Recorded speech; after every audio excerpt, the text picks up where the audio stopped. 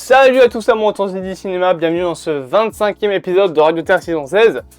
Et la semaine prochaine, ça fera 6 mois qu'on fait Radio Terre 616 toutes les semaines. Donc dans 6 mois, ça fera un an. Je me permets juste de remettre la caméra correctement. C'est énorme. Bien évidemment, bienvenue donc dans Radio Terre 616, la radio de l'actualité. Celle qui vous fera danser, celle qui vous fera aimer le cinéma. N'hésitez pas bien évidemment à vous abonner, partager, liker, commenter. Je vous laisse le générique. Et nous, on est parti.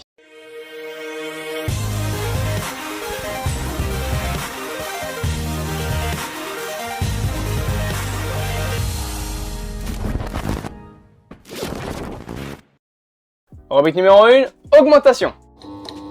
L'info est tombée, mais Amazon Prime Video va augmenter les prix de sa plateforme, passant donc son abonnement mensuel à 5,99€ au lieu... Enfin non, passant donc son abonnement mensuel de 5,99€ plutôt, excusez-moi, à 6,99€ par mois. Donc l'abonnement mensuel, bien évidemment, c'est l'abonnement par mois, vous l'aurez compris.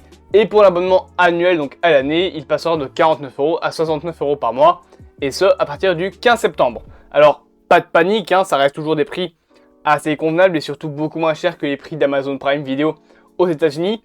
Et pour se justifier, l'entreprise a déclaré que cette hausse des prix de la plateforme était due à la hausse du budget qui doit être mis dans la plateforme. Ce qui signifie qu'ils doivent payer plus cher pour maintenir Amazon Prime Video en place. Donc, bien évidemment, il faut que les gens payent plus cher pour garder une certaine somme de bénéfices par mois ou par an.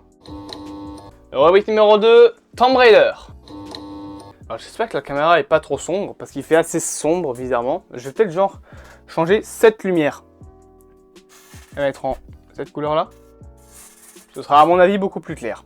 Tout de suite vous devrez voir un peu plus. Bref, on parle du second film Tomb Raider bien évidemment. Et pour continuer sur Radio Terre 616, il faut savoir que le second film Tomb Raider de la MGM, qui est la suite du film de 2018, est officiellement annulé. Malheureusement, ou heureusement, selon les points de vue, puisque l'entreprise vient en fait d'en perdre les droits. Donc actuellement, c'est une autre entreprise nommée Embrace Group qui s'est associée à la société GK Film et qui a eu les droits de la part de Square Enix en mai 2022. De ce qu'on en sait, la suite aurait eu un énorme potentiel pour Tomb Raider concernant la MGM. Et d'ailleurs, une vente aux enchères sera bien évidemment faite à certains studios. Cependant, on ne sait pas si Alicia Vikander va reprendre le rôle de Lara Croft après l'avoir interprété dans le film sorti en 2018. Rubrique numéro 3, Eragon. Une nouvelle série live basée sur Eragon est en préparation pour Disney+, bien évidemment basée sur les romans du même nom de Christopher Paolini. Alors, après donc le film qui n'aura pas été spécialement bien apprécié par le public, la série sera en plus dirigée par l'auteur lui-même, mode qui se fait d'ailleurs de plus en plus d'après moi dans l'industrie du cinéma, avec des séries notamment comme House of the Dragon qui est dirigé par les écrivains de Game of Thrones, ou encore les suites à la série Le Seigneur des Anneaux, ou la série Le Seigneur des Anneaux tout simplement, où les auteurs, ou en tout cas les créateurs, les descendants des créateurs de l'univers sont assez fortement impliqués. Christopher Paolini, donc auteur des romans d'Eragon, pourrait être d'ailleurs soit le showrunner, soit le scénariste, soit même les deux de la série. Alors, j'en ai un peu rien à faire d'Eragon malheureusement, donc je peux pas vous dire si c'est hypant ou pas, mais pour ceux qui aiment l'univers, tant mieux. Rubrique numéro 4, Percy Jackson. On est déjà à la 4ème, putain. On a eu une info concernant la série en live action Percy Jackson, donc série qui sera d'ailleurs bien plus proche des romans d'origine, puisque l'auteur est également impliqué dans la série. Et d'après lui, d'ailleurs, cette série pourrait sortir d'ici 2024. Alors, pour les fans, ce sera peut-être un peu long, mais au moins, ça permettra au show d'avoir une qualité, même si on pouvait s'attendre à une sortie vers fin 2023. Là, c'est plus vers début 2024, mais au moins, ça permettra peut-être à la série d'être un petit peu meilleure que les films Percy Jackson. Encore une fois, un univers que je n'apprécie pas plus que ça. Alors, contrairement à Eragon, où c'est juste de l'EDF total, la Percy Jackson, juste, je n'aime pas. Je n'aime vraiment pas Percy Jackson. Tant pis. Rubrique numéro 5, Netflix. Alors là, on a plein d'infos, c'est clairement la grosse rubrique de ce Radio Terre 616. On commence avec l'info comme quoi que le film Extraction, ou Tyler Rake 2, est reporté à 2023 sur Netflix toujours bien évidemment. Alors, film avec Chris Hemsworth qui est disponible sur la plateforme et que je vous conseille si vous aimez les gros films d'action type blockbuster. D'ailleurs, Tyler Rake est un film produit par les frères Russo. Et The Grey Man, qui est également produit par les frères Russo, a donné des infos concernant la suite de son univers. Parce que oui, c'est pas nouveau, mais Netflix avec certaines de ses franchises voudrait créer des univers connectés un peu à la Marvel. Stranger Things et maintenant The Grey Man par exemple. On aurait ainsi le droit à au moins un spin-off et une suite sur l'univers avec toujours les frères Russo à la réalisation et Ryan Gosling dans le rôle principal de la suite, mais ça n'arrivera pas tout de suite parce que les frères Russo sont déjà occupés sur un autre film du côté de Netflix, à savoir The Electric State, film avec notamment Millie Bobby Brown et peut-être même Chris Pratt. Donc oui, il faudra attendre au moins quelques années avant de voir la suite de l'univers de The Grey Man. Rubrique numéro 6, Avengers. Avengers The Kang Dynasty a trouvé sur son réalisateur. Et ouais, puisqu'il s'agit tout simplement de Daniel Cretton, ou plutôt, Destin Daniel Cretton, réalisateur également pour le MCU de Shang-Chi et la légende des 10 anneaux. Alors le réalisateur doit également faire Shang-Chi 2 et le projet Wonder Man, puisqu'il est impliqué dans la série en tant que producteur, donc ça n'est peut-être pas pour tout de suite, peut-être que les deux projets sortiront soit avant, soit après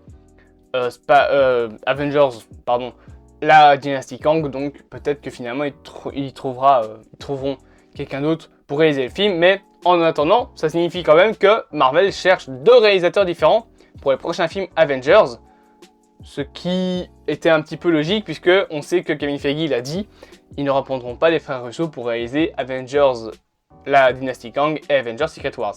C'est quelque chose qui n'est quasiment jamais arrivé d'ailleurs dans les films Avengers puisque le premier et le deuxième étaient faits par Joss Whedon et Avengers Infinity War et Endgame étaient les frères Russo. C'était fait par les frères Russo. Donc là ce sera les deux premiers films Avengers où ce sera pas le même réalisateur pour les deux et ça fera peut-être un petit peu bizarre. On verra bien d'ici 2025. Rubrique numéro 7, Creed.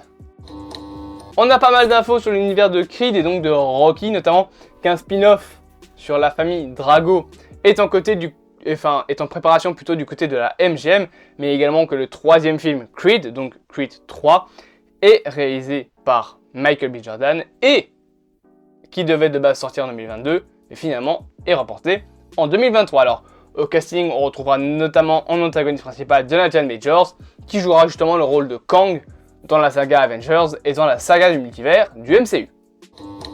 Rubrique numéro 8, DC Comics.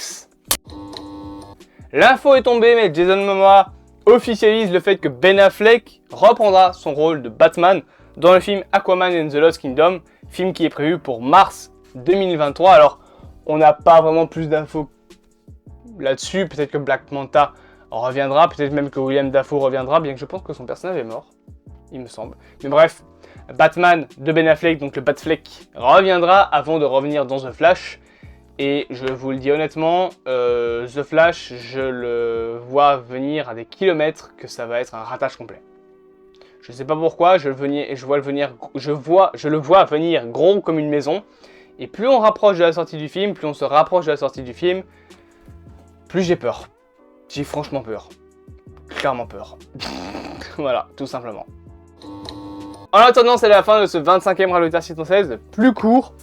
Et j'ai peut-être été un petit peu rapide. J'ai beaucoup bégayé, il me semble, mais bon, bref. Je suis fatigué ces temps-ci, excusez-moi.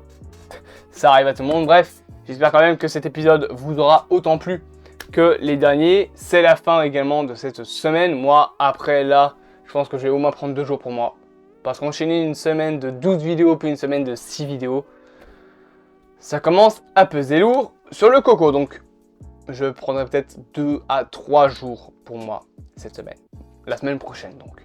Bref, j'espère que cet épisode vous aura plu. N'hésitez bien évidemment pas à vous abonner, liker, partager. Merci encore pour les 220 abonnés d'ailleurs, ça fait plaisir. Je vous dis à plus à moi du cinéma, passez une bonne journée. Et comme je le dis à chaque fin de Ralentar 616, je coupe la radio.